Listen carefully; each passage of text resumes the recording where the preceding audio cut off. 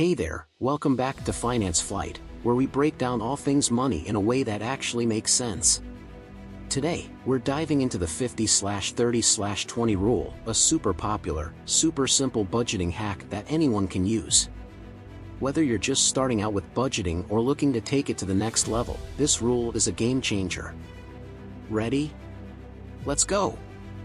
Step 1. What is the 50/30/20 rule? This is a budgeting method that helps you divvy up your income into 3 simple categories. 50% for needs. These are your essentials: housing, utilities, groceries, transportation.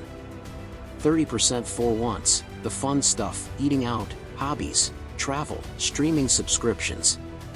20% for savings and debt. This is where you build your future, saving for a rainy day, investing, or paying off loans.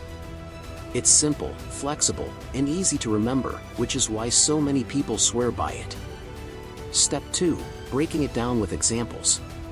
Let's see how this works with some real numbers. Say you're bringing home $3,000 a month after taxes. 50% for needs. That's $1,500 for rent, groceries, and bills. 30% for wants. $900 for fun stuff like dining out, concerts, or that new gadget you've been eyeing. 20% for savings and debt. $600 for your emergency fund, retirement, or knocking out credit card debt. See? Simple math, and it gives every dollar a job. Step 3. Adjusting for different incomes. Now, I know what some of you might be thinking: this doesn't work for me because my rent eats up half my paycheck. Or, I don't have much left for fun stuff. That's totally valid. The beauty of the 50/30/20 rule is that it's flexible. If your needs take up more than 50%, maybe trim your wants for now. Or, if your income is higher and you can save more, bump that 20% up to 25% or 30%. The key is to use it as a guideline, not a one-size-fits-all rule. Step 4. Variations and tips. Let's talk about some tweaks and tips. 1. Debt heavy?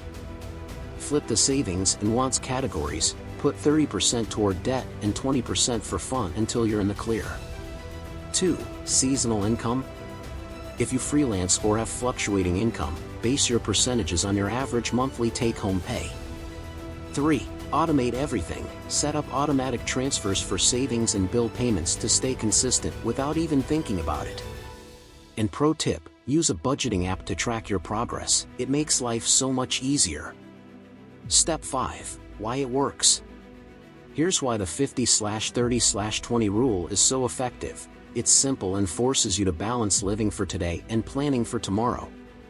It also makes budgeting less overwhelming. No endless spreadsheets, no guilt trips. Because let's be real, life is meant to be enjoyed, not just survived, right? So there you have it, the 50/30/20 rule, explained and ready for you to try. Whether you stick to it exactly or tweak it to fit your lifestyle, the important thing is to start.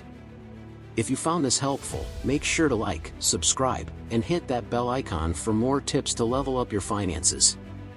Until next time, keep soaring high with Finance Flight. Catch you in the next video.